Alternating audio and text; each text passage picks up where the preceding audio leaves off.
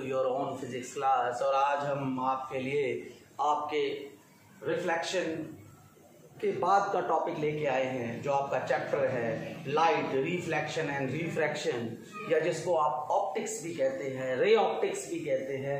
उसका आज lecture number 2 है। और बेसिकली हमने पिछली बार एक फिनोमेना को पढ़ा था जिसको रिफ्लेक्शन कहते हैं।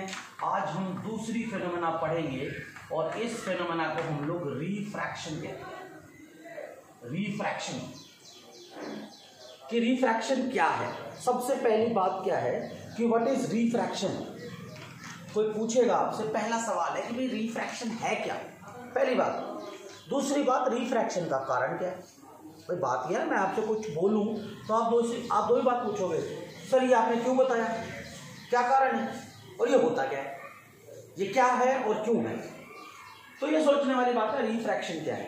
पहले आपने पढ़ा, जैसे मैं हूं, आप मुझे देख पा रहे हो क्योंकि लाइट मेरे से टकरा के आप तक पहुंच गई, रिफ्लेक्शन है लाइट का। पर कभी कभी ऐसा होता है, आपने कई सारी मूवीज में सुना होगा कि लोग दिखाई नहीं देते, ट्रांसपेरेंट हो जाते हैं, यानी लाइट उनके थ्रू वापस नहीं आती, लाइट उनके थ्रू आर पार चली जाती है। कई बार हमने देखा है कि अगर हम क्या करें, एक ग्लास लें, उसमें पानी डालें, पानी डालने के बाद एक पेंसिल ले लें और उस पानी में डिप करें और ग्लास के साइड से देखें। मान लो मैं यहाँ से देख रहा हूँ उसको और ये पेंसिल है, ये डिप है पानी ग्लास के अंदर, तो मुझे पेंसिल टेढ़ी नजर आती है। कई बार रिवर के अंदर कुछ चीज़ें होती है, पानी के अंदर, पानी के टब में हमें चीज़ें ऊपर नजर आती है। तो ये टेढ़ा होना, ऊपर होना किस वजह से है। चीज़ों के आर पार जब लाइट जाती है तो क्या होता है। तो बेसिकली रिफ्रैक्शन क्या है, वो जो पेंसिल आपको टेढ़ी नजर आ रही थी, वो जो पानी के अंदर की चीज आपको ऊपर नजर आ रही थी, उनके पीछे रिफ्रैक्शन रिस्पॉन्सिबल है। एक्चुअल में रिफ्रैक्शन क्या है, refraction is change in path of light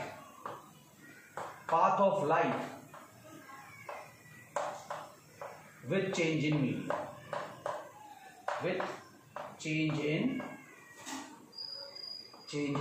medium, यानी जब भी लाइट मीडियम के साथ साथ अपना रास्ता बदले। पहले क्या होता था, लाइट इस बोर्ड से टकराई और इसी मीडियम में वापस आ गई। मैंने आपको मीडियम के बारे में बताया था कि वाटर अलग मीडियम है, एल्कोहल अलग मीडियम है, एयर अलग मीडियम है, वैक्यूम अलग अलग मीडियम है। तो सारी चीजें अलग अलग हैं, जिसकी वजह से रिफ्रैक्शन होता है, लाइट अपना रास्ता बदलता है। क्लियर है। अब आप देखें रिफ्रैक्शन जो है, रिफ्रैक्शन उसका कारण क्या है, क्यों होता है रिफ्रैक्शन। देखो आप, ये आपके पास एक सरफेस है,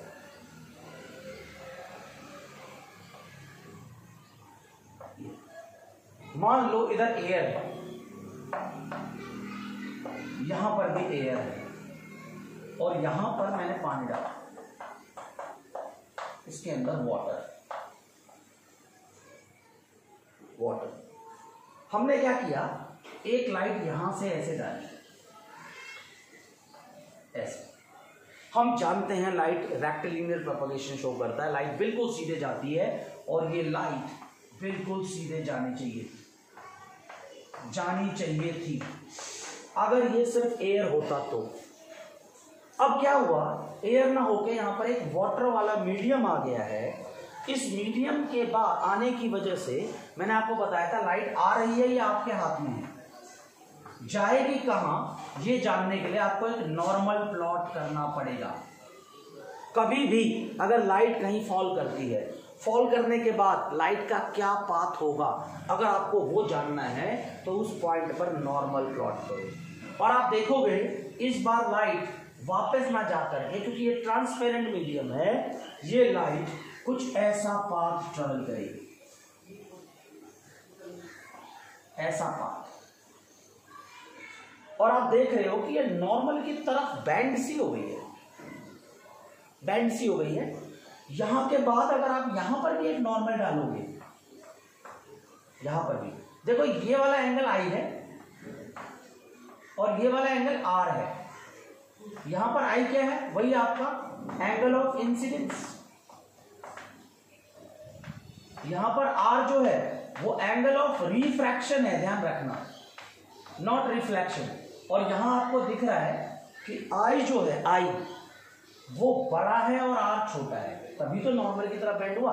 एक्चुअल में तो ये पूरा बनना चाहिए था आर, ये जो आई है ये पूरा आई के बराबर, पर देखो आपका इस बार आर इतना ही बड़ा है, रिफ्लेक्शन से थोड़ा सा डिफरेंस है। यहां देखो अगर ये वाला एंगल भी आर है, इस बार अगर आप इस फेस पे देखोगे तो लाइट ऐसे ना आके इस बार लाइट थोड़ा सा दूर जाएगी नॉर्मल से, ऐसे। और ये जो एंगल बनाती है ये, इसको कहते हैं, ई को कहते हैं हम लोग angle of emergence, angle of emergence, emergence. तो हमने ये देखा कि ई भी जो है वो आर से बड़ा है। क्या हो रहा है, कुछ चीजें हो रही, देखो यहां पर लाइट ने रास्ता बदला और लाइट ने यहां भी रास्ता बदला। यहां पर आई वाला एंगल, ये आई एंगल बड़ा है, ये एंगल छोटा है। यहां पर ये वाला एंगल देखो बिल्कुल आई के जैसा ही है, इस सरफेस के लिए भी तो इंसिडेंस यही है, इस सरफेस के लिए तो ये इंसिडेंट ही है ना, तो यहां इंसिडेंट जो एंगल बना रही है वो इससे छोटा है, क्योंकि ये एक अलग मीडियम है, एयर एक अलग मीडियम, अलग अलग मीडियम है। इसलिए मैंने बोला change in path of light with change in medium. अब देखो ये क्या होता है मीडियम, जो मीडियम होते हैं हमारे पास, जब हम मीडियम की बात करते हैं, मीडियम क्या होता है, which allow to pass the light through it, called transparent medium।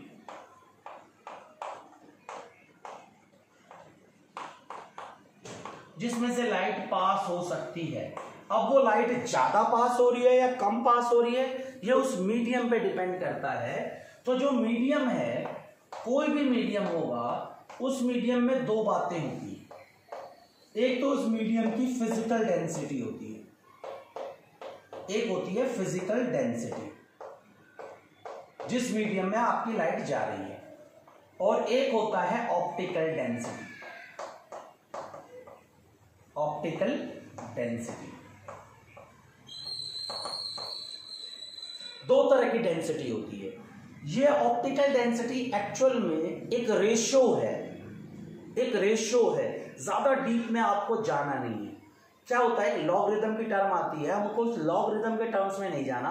अब सिंपली समझ लो कि जो लाइट ट्रांसमिट हुई है और जो लाइट इंसिडेंट हुई है, उनके रेशियो को हम ऑप्टिकल डेंसिटी कहते हैं, ratio of transmitted to the incident light. आई और गई, पास जितना हो जाएगी वो और जितना आई है, उसके रेशियो को ऑप्टिकल डेंसिटी कहते हैं। और ये वाली जो डेंसिटी होती है rho, it is mass upon volume, आपको पता ही, ठीक है। ध्यान रखना, जो ऑप्टिकल डेंसिटी होती है वो रेशियो ऑफ जो इंसिडेंट है। देखो ऑप्टिकल डेंसिटी क्या होगी, मान लो ये सरफेस है, इस पर ये इंसिडेंट रहेगी, 4 इंसिडेंट हुआ है पर मीडियम में से सिर्फ 3 गई है, तो 4/3 ऑप्टिकल डेंसिटी 4/3, और साथ में लॉग भी लेना पड़ता है, ये ज्यादा हमें करने की जरूरत नहीं है। तो याद रखना कितनी लाइट आई है और कितनी ट्रांसमिट हुई है, उसको ऑप्टिकल डेंसिटी कहते हैं। और फिजिकल डेंसिटी आपने पढ़ा है मास अपॉन वॉल्यूम, ठीक है। मोस्टली क्या होता है कि अगर ये फिजिकल डेंसिटी, अगर डेंसिटी को हम पी से ऐसे रो, इसको रो बोलते हैं, डेंसिटी फिजिकल अगर ज्यादा है,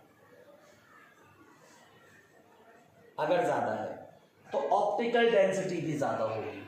क्लियर है, यानी कि higher physical density, higher physical density means higher optical density. Higher optical density.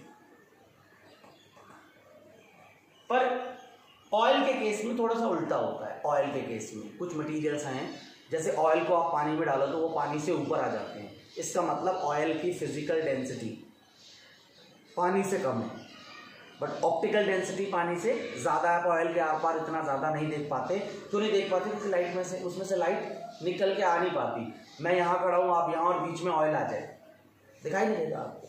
आप नॉर्मल देखो, आप यहाँ खड़े हो, मैं यहाँ खड़ा हूँ, आप यहाँ खड़े हो, और हमारे बीच में आग जल रही हो, तो आपने देखा होगा सर्दियों में वो ऐसे लहरा के दिखाई देता है, क्लियर नहीं नजर आता।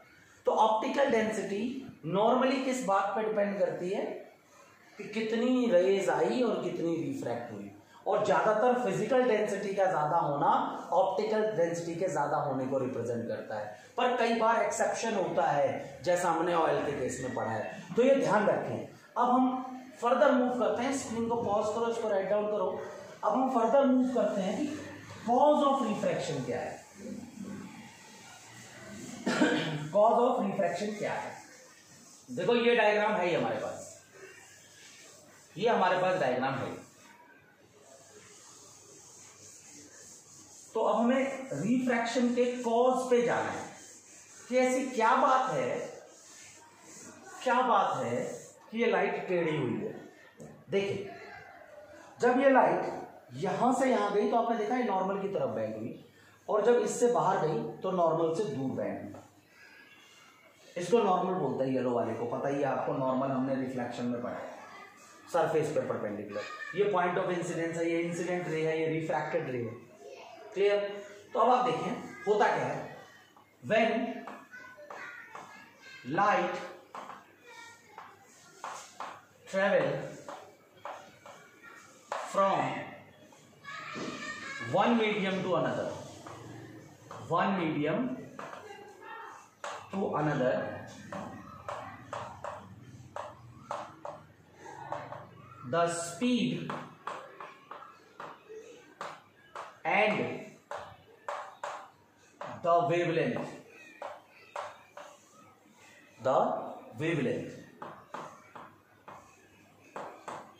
of light changes। कौन कौन सी चीजें चेंज होती है? स्पीड और wavelength. Frequency remains constant,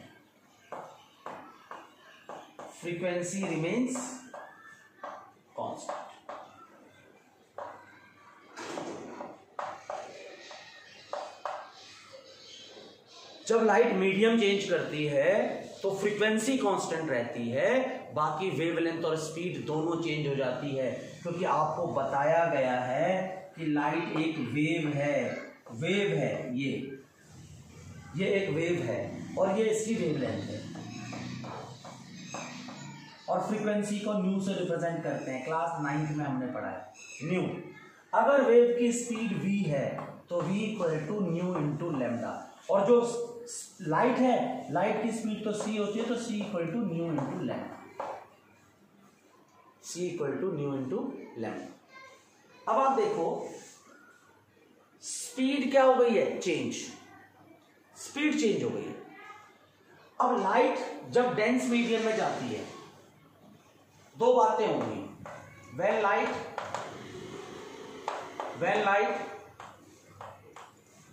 travel from rarer to denser, तो बातें rarer टू denser। उस केस में देखो क्या होगा। मान लो ये वाला कंडीशन, ये rarer है और ये denser है। भाई एयर से तो ज्यादा डेंसिटी होगी वाटर की, तो ये रेयरर है और ये डेंसर है। देखो रेयरर से डेंसर में गया तो क्या होगा? Speed of light decreases, speed decrease होगी। अब आप देखो v equal to what? Nu into lambda.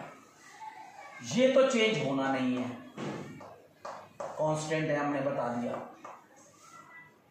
ये ओवरऑल डिक्रीज हो गया है, ये चेंज होगा नहीं, ये डिक्रीज हो चुका है, तो यानी इस क्वांटिटी को भी डिक्रीज होना पड़ेगा, इस क्वांटिटी को भी, क्योंकि जब लाइट चेंज करता है तो क्या होता है,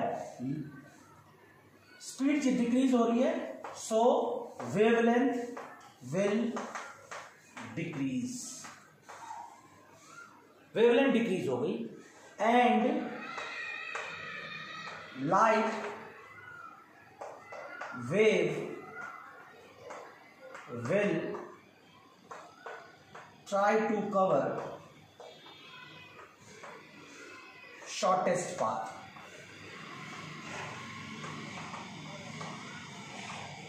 भाई देखो, ये ऐसे जा सकता था, इसकी वेवलेंथ कम हो गई, लंबाई इसको कम ट्रेवल करनी है। आप देखो यहां से यहां, देखो ये आपके पास ये एक बॉक्स है, देखो आपको यहां से यहां पहुंचना है या इस एंड तक पहुंचना है, इस एंड तक, तो आपका सबसे छोटा पाथ तो ये होगा, उससे बड़ा पाथ ये होगा, उससे बड़ा पाथ ये होगा, उससे बड़ा पाथ ये होगा। अगर आपको यहां से सिर्फ इस लाइन में पहुंचना है तो सबसे छोटा पाथ कौन सा होगा, नॉर्मल। तो जब भी वेवलेंथ कम होगी लाइट नॉर्मल की तरफ बेंड होगी। तो ध्यान रखना, जब लाइट रेयरर टू डेंसर की तरफ जाती है तो लाइट क्या करती है, try to cover the shortest path and it bends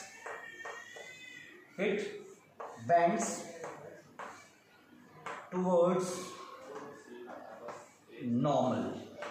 सबसे छोटा पाथ कवर करने के लिए ये नॉर्मल की तरफ को बेंड होती है, ध्यान रखें। दूसरा केस देखें, दूसरा केस, इसी डायग्राम को बना के रखना है आपको।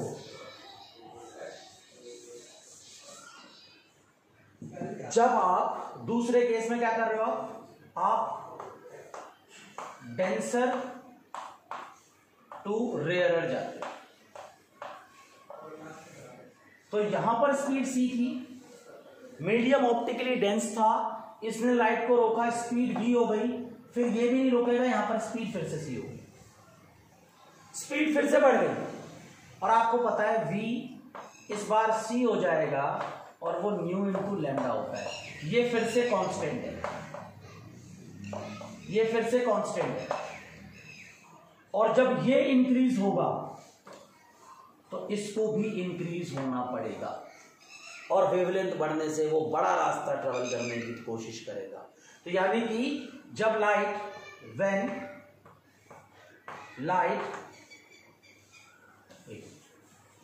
ये लिखा है ना, जब लाइट डेंस से रेयर जाएगी क्या होगा, light will bend away from normal, away from normal because lambda increases, wavelength बढ़ गया, लाइट नॉर्मल से अवे बेंड हो जाएगी। तो ये कॉज है रिफ्रैक्शन का, ये कॉज है पाथ के चेंज होने का, ये आप ध्यान रखें। अब आप देखें, जो मैंने आपको बताया था, जो मीडियम होता है, इसको स्क्रीन को पॉज करके इसको राइट डाउन करें, और आप देखें कि मीडियम में चेंज होने की वजह से क्या हुआ, लाइट ने अपना पाथ बदल दिया, लाइट ने अपना पाथ बदल दिया, यानी मीडियम के अंदर एबिलिटी है कि वो पाथ को चेंज कर दे। तो क्या होता है,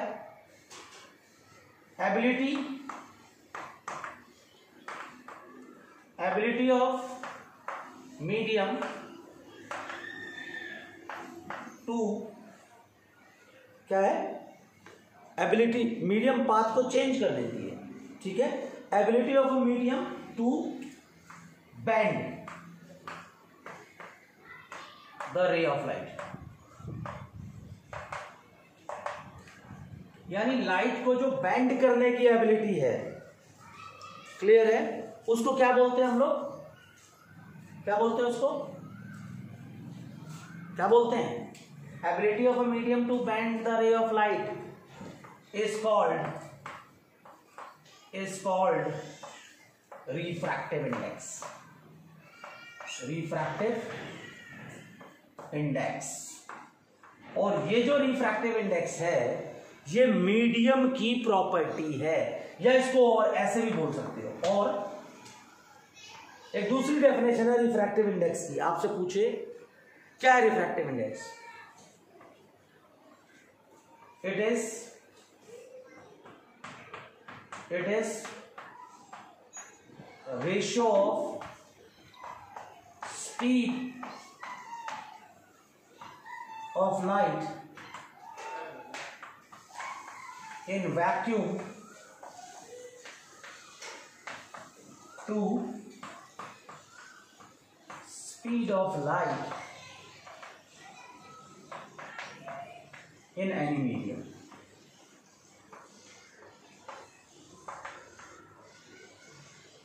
इसको बोलते हैं refractive index, mu equal to c by v. इस रेशियो को बोलते हैं किसी भी मीडियम में जो स्पीड होगी वो और वैक्यूम में जो स्पीड होगी वो, इसके रेशियो को आप रिफ्रैक्टिव इंडेक्स कहते हो। और यही रिफ्रैक्टिव इंडेक्स डिसाइड करता है कि लाइट कितनी बैंड होनी है, कहाँ बैंड होनी है, ये ध्यान रखें आप। तो आपको ये पता चल गया कि रिफ्रैक्शन क्यों होता है, आपको ये पता चल गया कि रिफ्रैक्टिव इंडेक्स क्या होता है। तो आगे मूव करने से पहले हम लॉज ऑफ रिफ्रैक्शन पढ़ेंगे। Laws of refraction, laws of refraction. देखो पहला लॉ जो है वो कहता है sine I divided by sine R equal to mu.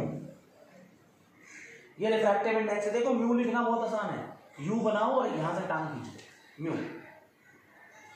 इसको स्नेल्स लॉ भी कहते हैं, स्नेल्स लॉ। अब इस हम लॉ की बात करें, स्नेल्स लॉ कहलाता है, समझाते भी है इस लॉ को। दूसरा समझिए, दूसरा कहता है incident ray, incident ray, refracted रे, रिफ्रैक्टेड रे and normal, all lie in same रे। ये दो लॉ है रिफ्रैक्शन के, एग्जाम में पूछे भी जाएंगे, आपको याद रखना है। और ये जो स्नेल्स लॉ है ना, ये कई बार बाय नेम लिया जाता है स्नेल्स लॉ, तो ध्यान रखें आप। आगे देखिए, आगे को समझने के लिए थोड़ा सा इसको मैं रब करता हूँ। आई होप कि आपने इसको लिख लिया और स्क्रीन को पॉज करके लिखते जाए करें। इसको समझने के लिए देखें आप, फिर से मैं वही सरफेस बना रहा हूँ पर इस बार थोड़ा बड़ा, इस बार थोड़ा बड़ा। यहां देखिए ये लाइट ऐसे आ रही है, अगर मीडियम नहीं होता तो ये लाइट बैंड हो जाती, ये लाइट बैंड हो जाती, ऐसे जाती सीधी पर ऐसे जाती। पर आप जानते हो क्योंकि मीडियम है, मान लो इधर वाले मीडियम का रिफ्रैक्टिव इंडेक्स है μ1, इसका है μ2 और ये फिर से है μ1। 3 भी हो सकता है, कोई परेशान होने वाली बात नहीं, पर ये μ1 है, ये μ1 है, ये μ2। ये लाइट ऐसे आ रही है और इसको बोलते हैं एंगल ऑफ इंसिडेंस। आने के बाद इस मीडियम में ये थोड़ा सा नॉर्मल की तरफ को बैंड होगी, क्योंकि मैंने मान लिया है कि अंदर का मीडियम ग्रेटर देन बाहर वाला मीडियम। यहां पर आई लाइट, यहां पर आने के बाद, अच्छा ये वाला एंगल आर है, ये लाइनें दोनों नॉर्मल है, ये और ये, तो पैरेलल होगा तो इसको भी आर कह सकते हो। और ये लाइट अब ऐसे ना जाके पैरेलल आ जाएगी इसकी। ये जो पहले वाली लाइट थी ना, इसके जस्ट पैरेलल, आप अगर नोटिस करोगे तो ये वाली जो आ रही थी, ये और ये बिल्कुल पैरेलल निकलेगी बात, और इसको बोलते हैं एंगल ऑफ इनवर्जेंस। ये तो ध्यान रखें, जब ये लाइट ऐसे आई है, ऐसे बेंड हुई, फिर ऐसे बाहर निकली, तो मैंने आपको ट्रिग्नोमेट्री के बारे में बताया था कि एक ट्रायंगल हो आपके पास जिसमें ये 90 डिग्री हो, ये ए हो, ये बी हो, ये सी हो, और ये वाला एंगल थीटा हो। पहले लेक्चर में ही बताया था। तो आपको ट्रिग्नोमेट्रिक रेशियो याद रखना है। कहीं पर अगर साइन थीटा लिखा हो, sine theta that is perpendicular upon hypotenuse, BC by this hypotenuse AC, perpendicular by hypotenuse, ये ध्यान रखें आप। कॉस थीटा बोलता है that is base AB upon hypotenuse AC। याद रखें ये ट्रायंगल राइट एंगल्ड है, ये 90 का एंगल है, 10th क्लास में आपको पढ़ना भी है। और tan थीटा जो हमने स्लोप में यूज किया था, परपेंडिकुलर अपॉन बेस। तो आपको ये वाला साइन यूज करना है, क्लियर है? तो लॉ क्या था, इस एंगल का साइन डिवाइडेड बाय इस एंगल का साइन। यहां पर देखो, यहां पर फॉर्मूला कैसे लिखोगे, मैं इस जगह पे लगा रहा हूं ये फॉर्मूला। अगर ये फॉर्मूला थोड़ा सा मीडियम और छोटा कर रहा हूं मैं ताकि मैं लिख सकूं यहां पर, ये वाला फॉर्मूला मैं इस सरफेस के लिए लगा रहा हूं फॉर AB सरफेस के लिए लगा रहा हूं मैं, sine I upon sine R। याद रखें लॉ ऑफ रिफ्रैक्शन यही है। इससे मैं आपको कुछ एक्स्ट्रा समझाने की कोशिश कर रहा हूं, या इस कॉन्सेप्ट को क्लियर करने की कोशिश कर रहा हूं। Sine I by sine R, ध्यान रखें जो एंगल ऑफ इंसिडेंस है divided by angle of refraction equal to इस मीडियम का रिफ्रैक्टिव इंडेक्स, सेकेंड मीडियम जिसमें आप एंटर कर रहे हो, डिवाइडेड बाय जिसमें आप थे। ये हो, इसको स्क्रीन को पॉज करके राइट डाउन करें। अगर आप यहां पर लगाओगे इस सरफेस पे, यहां देखो ये नॉर्मल के साथ ये वाला एंगल R है और ये वाला E है। एट CD इस सरफेस के लिए देखो, यहां पर I की जगह क्या आएगा, R। जिस एंगल से इंसिडेंट होते हो, यहां पर इस सरफेस के लिए इंसिडेंट का एंगल यही है, sine R divided by sine E। और किस मीडियम में जा रहे हो आप, μ1 डिवाइडेड बाय जिसमें थे याद। स्क्रीन को पॉज करके राइट डाउन कर लें।